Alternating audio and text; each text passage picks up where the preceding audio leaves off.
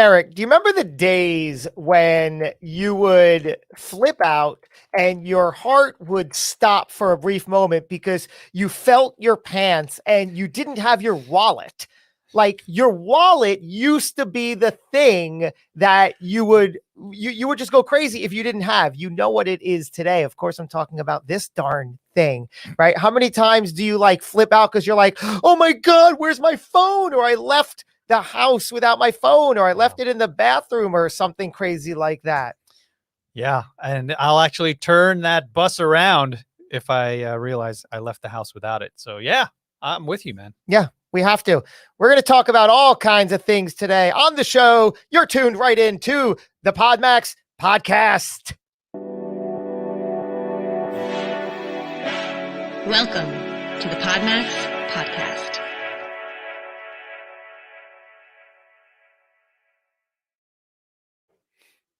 Here we are, for better or worse, our phones. They are just more and more integrated. I mean, our credit cards are on the phones. I'm guessing our IDs at some point will get on our phones too. Just everything is there. Yeah. Our whole life is on the phone. And yeah, it's become a necessary evil at this point. But yeah, we rely on it. We were relying on computers prior to that, but they weren't in our pockets. So we adapt, and we have to grab a level of self-awareness so that we're like, hey, am I addicted to this? Maybe. Yes. No. Yeah. Addiction. I think that there is a level of addiction. How many times are you picking up your phone and pushing the apps and the buttons? My phone tells me how many times I pick it up. And I think it's an average of 22 minutes, every 22 minutes. Really? Every 22 minutes? Yeah. Wow. And at the end of the week, it summarizes what apps I've been using and how much time I spent. I think 8.5 hours roughly a day picking up my phone in total. Do your kids, I know our kids are about the same age. Mine is 7 and 5. Yeah. Do they have, I mean, I'm guessing no phones. My kids certainly don't have phones, but it's around the corner though. Yeah. They mimic us all the time. Like, they'll take my phone and they know how to use it, and they don't know how to unlock it yet, but yeah, they could swipe through like nobody's business and zoom in and zoom out and even potentially send stuff or make phone calls. Wow. Like, whoa, slow down. That's crazy. Yeah, it's crazy.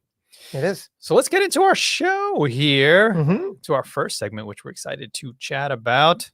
Pro in the Know. Pro in the Know.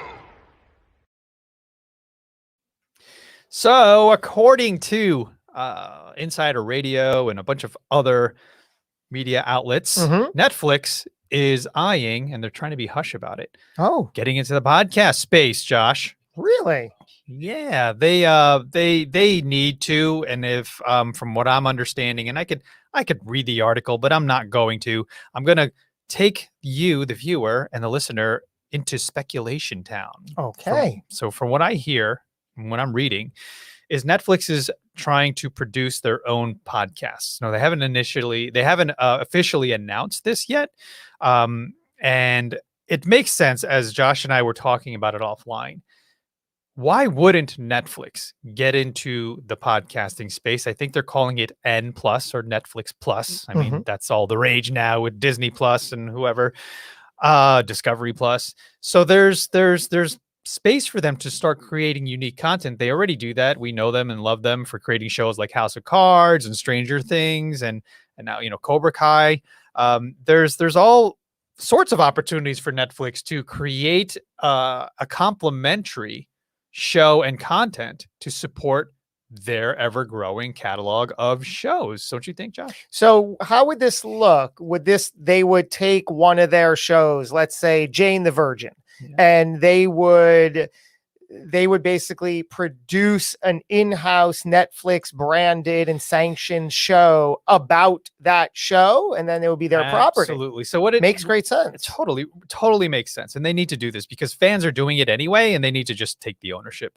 So it reminds me of the days when people were really plugging into television and we were trying to figure out how to incorporate iPads and phones into the experience. And yes, no, maybe it worked, but The Talking Dead was a wonderful result that no one expected to explode and get as big as The Walking Dead show with Chris Hardwick. And it was a must-see thing. Like, you had to watch. They were watching the show live with us, And at the end of Walking Dead, there was the Talking Dead, and they recapped the entire episode, and they had people from the show on the show, and they would interview them and talk about behind the scenes and what happened, and they were coming out crying, and it was a wonderful experience because it was live, and we were all sort of experiencing the aftermath of the show together.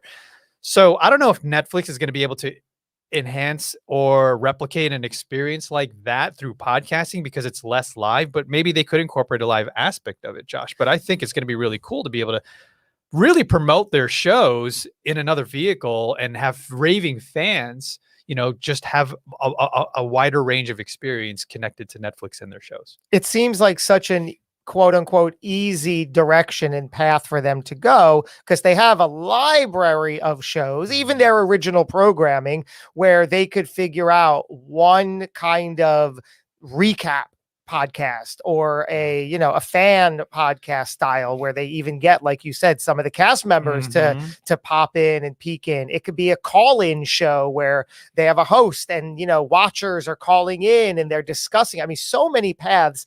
How can a listener who runs a business or is an entrepreneur or even maybe using us as a study, how could we take that model? Well, it'll be different, right? Depending on the business, right? Sure. We are a media company. We're a content creation hub. So we already create content. So it'll be like the inception of content because now we're talking about how we produce our own content.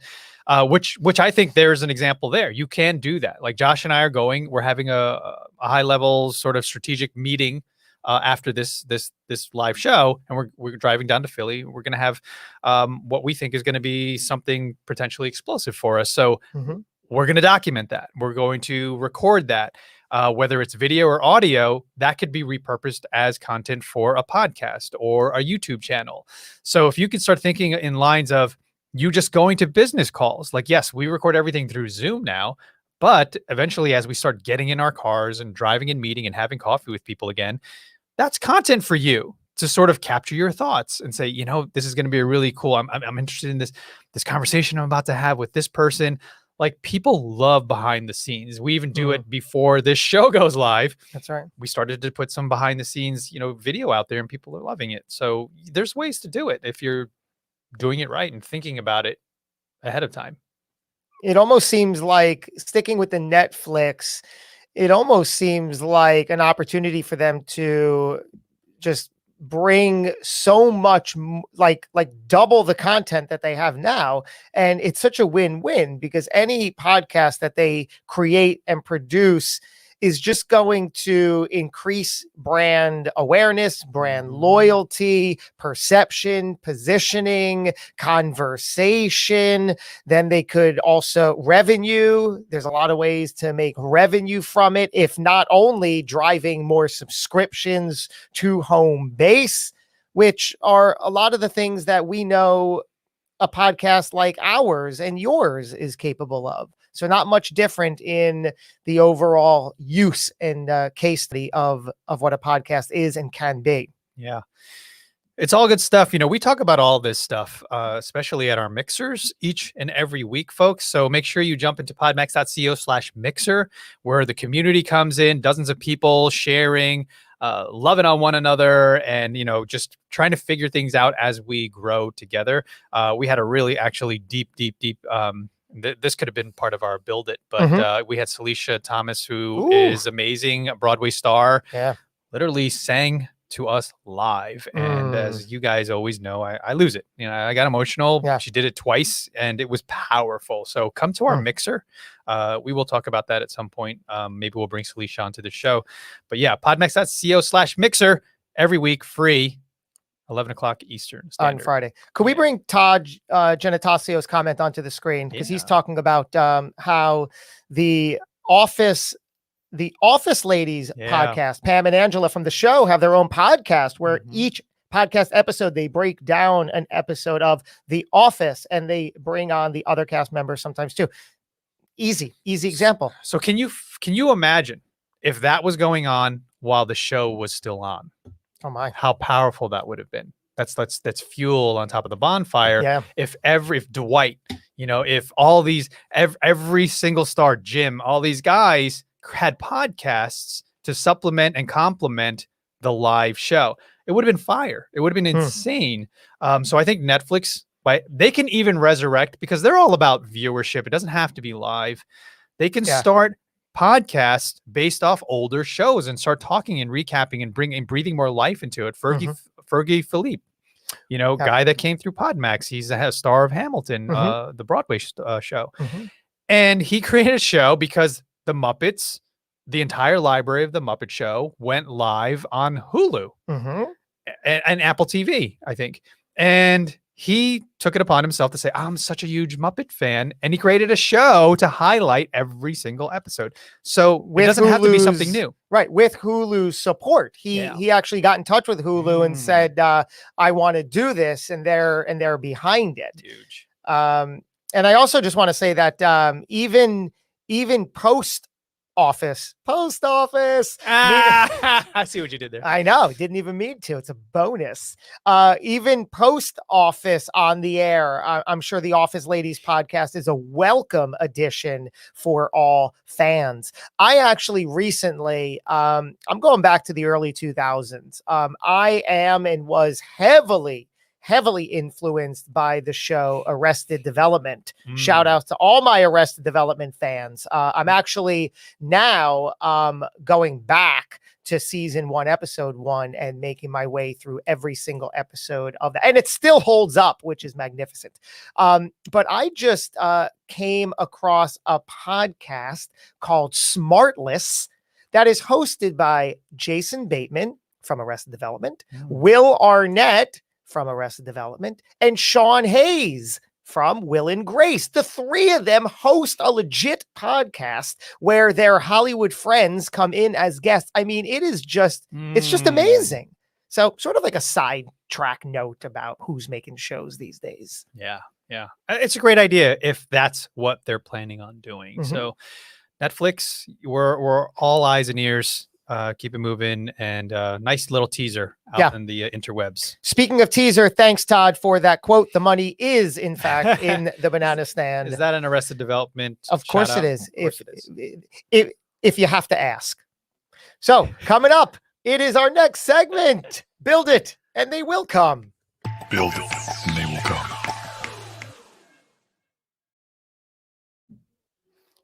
From the time of this recording, 2 weeks from today, I don't know if we spoke, Eric, what's going to be in this place. Are we just going to run a repeat? Is it going to be, right? We'll have to think about it, because Eric and I will not be live on the air doing an episode, which is probably the first time in some time where we're not here coming to you live. Because what are we doing in 2 weeks from today on Wednesday, May 26th? We're going to be spending quality time with the Vaynerverse. So Vayner Sasha group are gracing us with knowledge, and we're joining them in the 4Ds program. So the 4Ds stands for Daily Digital Deep Dive, the 4Ds. This was an event they've done in person. It was in person in their New York office, and it was limited to about 12 to 15 people. And you would spend literally the day from like 8 to 6 or whatever, doing this deep dive with top Vayner people, including Cary, who participates in it. And it was pretty exclusive. They would keep it tight, keep it closed door, and they would just fire hose you with all of this information. And now since 2020, they're now making it a virtual experience. I'm sure they're going to come back to the in-person, but it came onto our radar and our plate to take them up on this opportunity in 2 weeks to participate in the 4Ds, and we will. So what are we expecting? What are we hoping? What are we thinking? Why are we doing it? Well, first, they've been heavily entrenched in all Podmax for about a year. I think we're about celebrating our year sort of relationship with James Orsini, where it all started. A big shout out to Lisa for making that introduction to us, which opened the doors to meeting the Chief Heart Officer Claude Silver, becoming friends with the CMO Andrea Sullivan, interviewing several of their key players like Joe Quattrone, who's the SVP, and then also Kate and the hosts of Build It While Flying for the Sasha Group. Mm-hmm. So, I mean, and the list goes on and on and on. So it only made sense when they presented this opportunity for us to join them in the 4Ds. We're like, yes, all day, all week, all year, we will join and we'll never leave. So be careful what you wish for. But we're going to learn so much as a media company. We know how powerful content is. And, Gary's whole mantra is any company, whatever company you are, whether you're mowing lawns or you're doing auto repair, you have to also consider yourself a media company. You have to build a small team of people that can create media for you. So we build for everyone and we create for everyone, but we do suffer from the cobbler's kids have no shoes. And now they're going to hold our feet to the fire. Enough with the feet analogies, Josh. And we're going to start doing exactly what we need to do. I know Gary's a big TikTok guy, formerly music.ly. People forget. So yeah, it's going to be insane, and we're going to implement and we're going to ensure we have the teams and people to help and support and make sure that all this happens as we download what they have to offer. What I love about our relationship with Vayner Media and, of course, the Sasha Group, which is a company within VaynerX, is that, like you said, about a year ago, May 22nd, 2020, was the first PodMax virtual event. So we're just now coming up on a year. Next month is going to be our 13th event. So we see something that continues to work there, which we love. And from that very first event, May 22nd, we had the good fortune to be put in touch with, like you said, James Orsini, who is now the president of the Sasha Group. He was in a few key roles over at Vayner before taking over the Sasha Group, before it was created a few years ago. He was CTO, he was COO for a while, right next to Cary. So he came in as our keynote, and really, as we say, he never left. There's just such a great love, appreciation, respect, and admiration in both directions. We took a meeting with him last week where he just continued to say, look, I love you guys. I love what you're continuing to do. That's why I keep introducing you and sending you people, because I keep getting good feedback. So it's just a great feeling for us to continually, to deliberately and consciously be aware that through everything we do, through all of our events, we always have and want, by design, a Vayner footprint. We want somebody from that world to be present and represent. And that's because it ties in to our bigger goal. So it's just one of those things, like whatever you want, continue to nurture, continue to focus on, and it can happen. Build it and they will come. Here you go. They built the 4Ds and we're coming. So, yeah. Just like we heard from Grant Cardone, what's the best way to do business with me? Do business with me. We've seen that in effect a few times, and that's really exactly what we're doing with Vayner. We're doing business with them by participating in the 4Ds. Love it. Love it. So let's do it. Let's move on to our next section. Have you ever, brother? Have you ever? Going back to, as you said, Erik, the cobbler's kids have no shoes. Let's talk about TikTok. I am not there. I am not on it, but I will ask the question: have you ever promoted your podcast on TikTok? What says you? I have never promoted anything on TikTok, let alone my podcast. Makes I sense. know that there's a way and people are doing it. I know several people who are using it to promote their business, whether it's real estate investing or it's something to do with property management. It's working for people. They're saying I'm finding clients, just like with Instagram, you keep putting out content there. But it doesn't necessarily have to be delivered the way TikTok is known for, which is, music and dancing and those overlays, whatever they call them. It's all it's content and creating it as if you would on other platforms is what I see people doing. We and I personally have not opened that can of worms yet, but I know once we dive in to the 4Ds with Vayner, they're going to implore and ensure that we use TikTok. So be on the lookout. PodMax coming to TikTok on a phone near you. I know you said that Cary does have a vested interest in TikTok. And I did just read an article recently that he said today there are 3 social platforms that every entrepreneur should be on and master. And he named Facebook, Instagram, and TikTok. What do you think of that? I would argue that LinkedIn is a powerful platform that needs to be mentioned in there. So the top 4, but like I said, Cary, let's take it a little bit with a grain of salt, only because he's literally an investor. He's the creative influence. I forget his title at TikTok, but TikTok is powerful and it's moving, and you get on it or you're going to miss the bus. I mean, it's interesting because Clubhouse and all these other apps are also moving really quickly. So you need to jump on and establish yourself early on. But it's all how do you do it at scale, and how do you do it with effect, and how do you do it with intention? That's why we're joining Vayner. We're trying to see and peel the layers back on how the hell they do it and how the hell they recommend doing it. I know they always push out, start ugly, like our friend Krimitsos always talks about. Start ugly, doesn't have to be perfect. Josh and I are privy to some content that was shared with us, a podcast that wasn't released in the Vaynerverse, and it's ugly. I mean, Cary is in and out. He's going in the Lincoln Tunnel, out of the tunnel.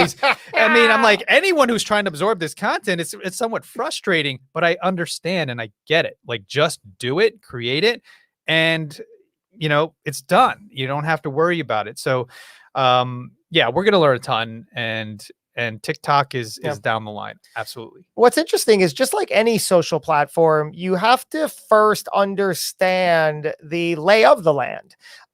Funny enough, and this wasn't even planned, last night. Now I don't have the TikTok app. Do you have the TikTok app installed on your phone? I do. You do? I do. Why did I think the answer was going to be yes? Why do you? Where are you going with that? Where'd you think to go with that? Did you go in once and never look back? What are you doing with it? Well, I do. I'm an early adopter. So the second Clubhouse, I downloaded it and I started playing around. And then TikTok, same thing. As soon as it turned into TikTok, I did not use music.ly. But when it became TikTok, I started to poke around a bit and explore and see how it could be best used and relevant to us. Obviously, it was not super relevant at the time, so I bounced.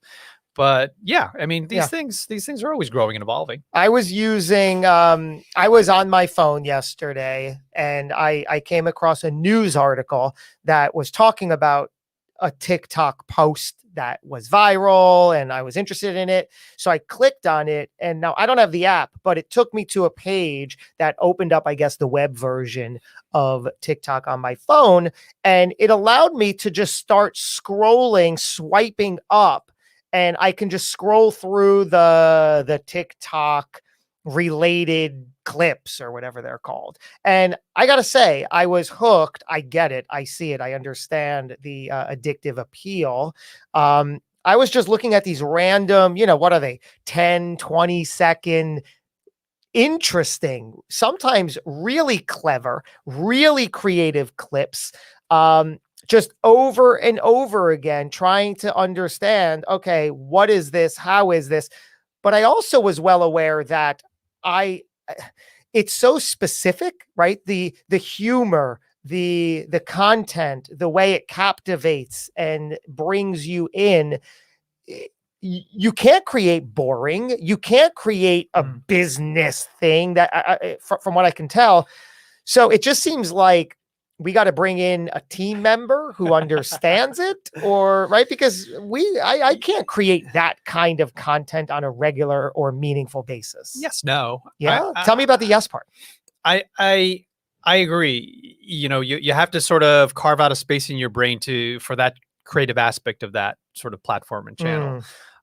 But I think once you get started, and don't we always talk about this, like with Facebook Live, for example, some people, exactly what you're talking about now with TikTok. You're like, I don't know how to do this. I can't.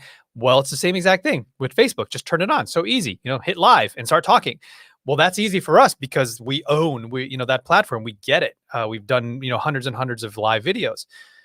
Well, the second you jump into TikTok, it may not be perfect at first, but the more you continue doing it, your brain will start to allocate space and understand, okay, this is how I'm going to create content for this particular channel. Yes, you can hire someone or get a consultant or somebody that personally that's doing it, and then you can sort of pick their brain about it, just like they pick our brains about Facebook and how we do things.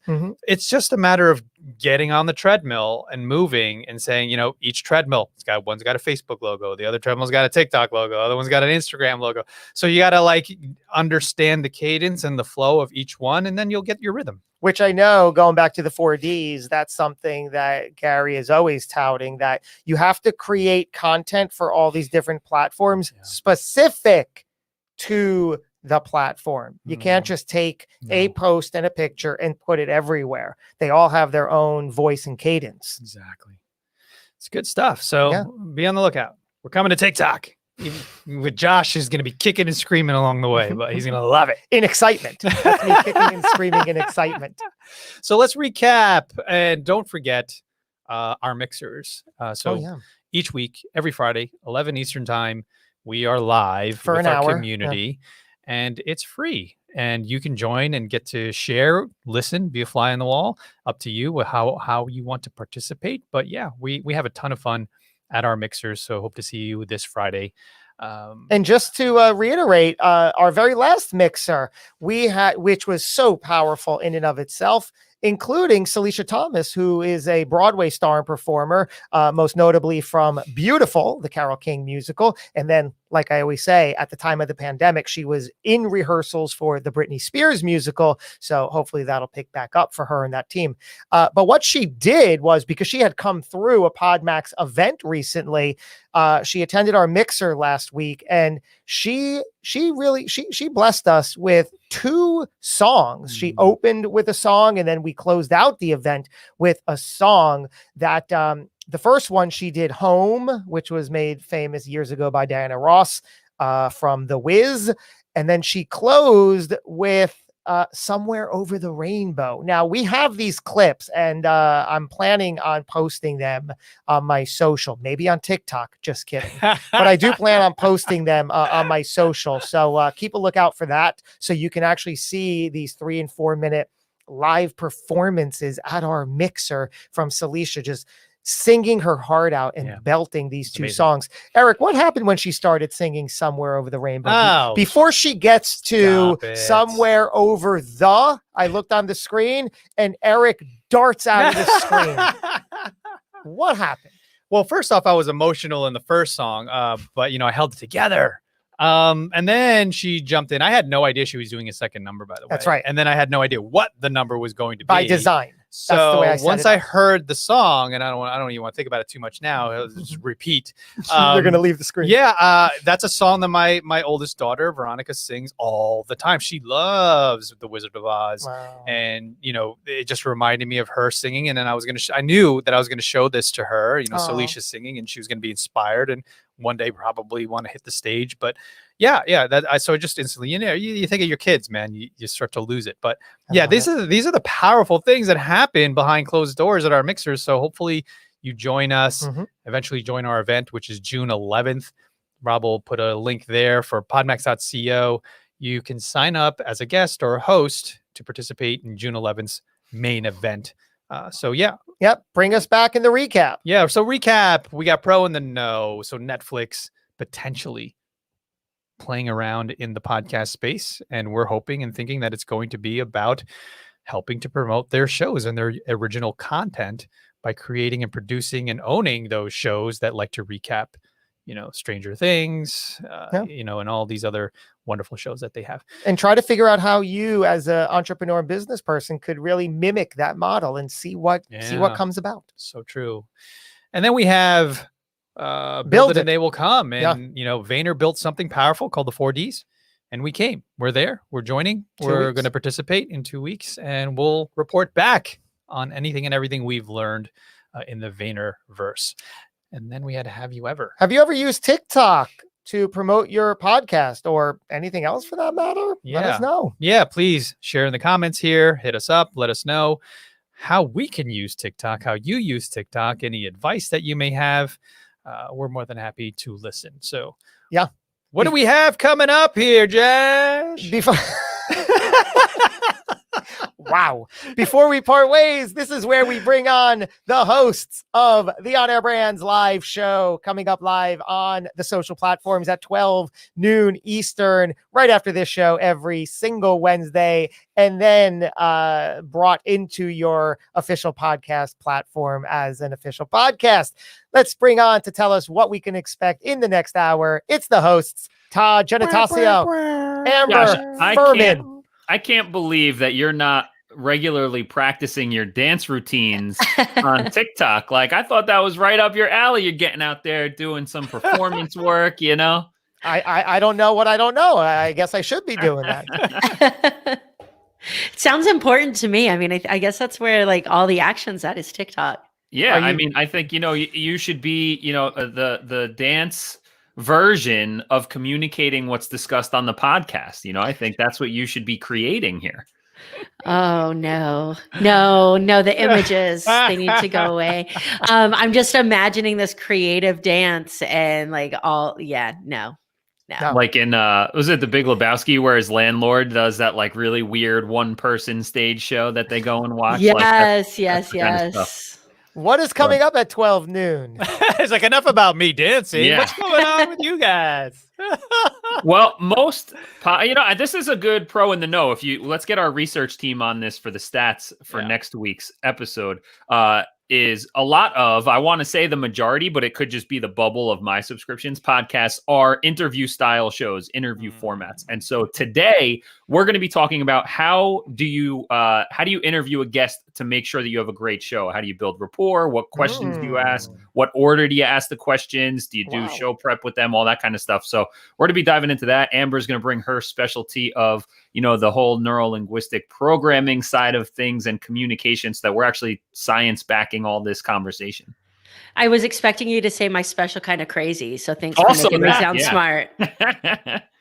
No, I'm excited. We're going to dig into things like how to take control of your show, how to make sure that, it is your show and you're getting the message that you want to get across to your audience, how to make sure that you're actually intentionally using your podcast to further your mission and also affect your guests and your listeners in the way you want to.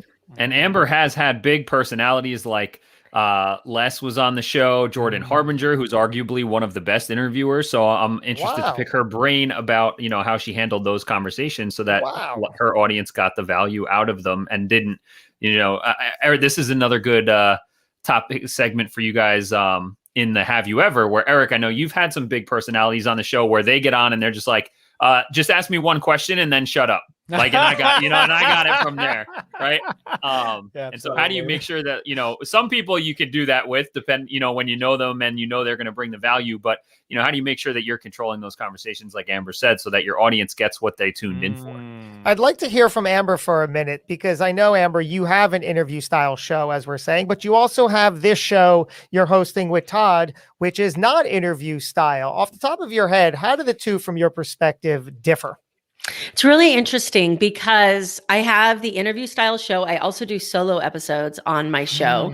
And so then I have this as well. So I have all three of those elements. And this is by far, I won't say by far, tied with my favorite with interview style, because my interviews are very conversational anyways, but when we know we have a common mission and that mission is discussed before, I prefer a very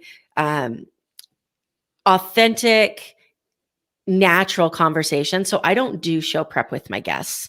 It's all on the fly, and whatever gets said is what's supposed to be said in that conversation. So to have an intention and be able to know that we're both going towards the same point is really interesting, and I enjoy it. Yeah. I love that. I always ask the guest, how would this be a major win for you? And some of them are like, I just want to share. I just want to talk. So then we flow, right? With no real sort of mile marker on the GPS to say, oh, I'm going to make sure I plug that.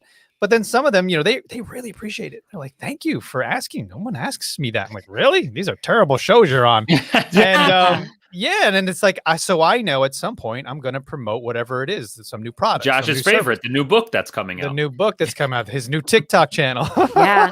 I should probably take that back, because when I say I don't do any show prep with my guests, that's incorrect. I don't do any live show prep with them.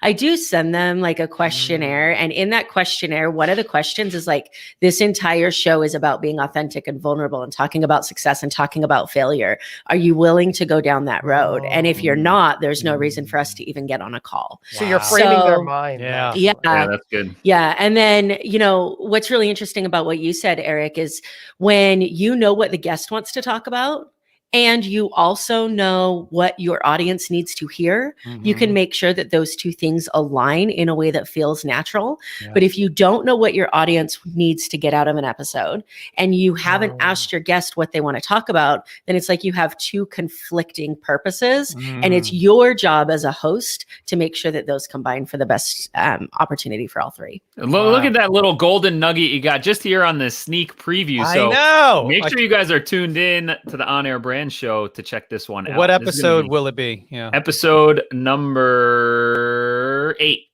8. Does that mean 3? 3? Yeah. That means season 3, episode 8. Yeah.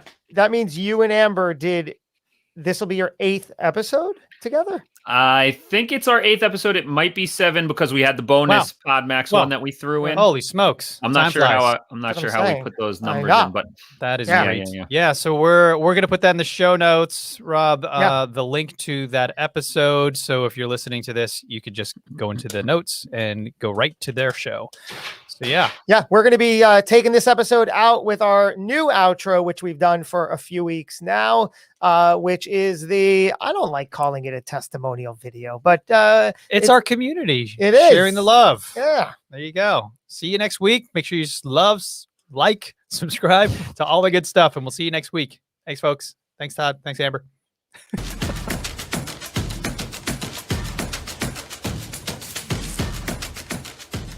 I think everybody kind of knows or has a feeling that podcasting is like a thing, it's just a matter of how it gets incorporated into their business, into their story.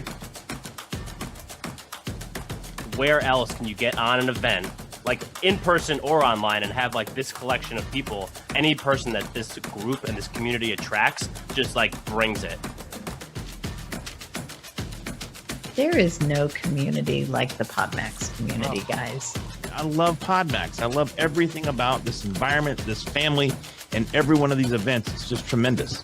This is our 5th time here, and every time it just gets better and better. I mean, the relationships, the format of the event, and the opportunities to put us in front of people like David, for example. So we're always open to having deeper and more meaningful conversations one-on-one with each and every one of you to say, all right, how do we help each other? We're all in the same game here. It's life, right? Let's just do it as best as we can and have a blast doing it. I am just like living off the energy from my 2 interviews this morning, getting pumped for my 3rd interview. There was just a lot of personality that was brought. There was a lot of deep conversations that I wasn't anticipating. It just created magic.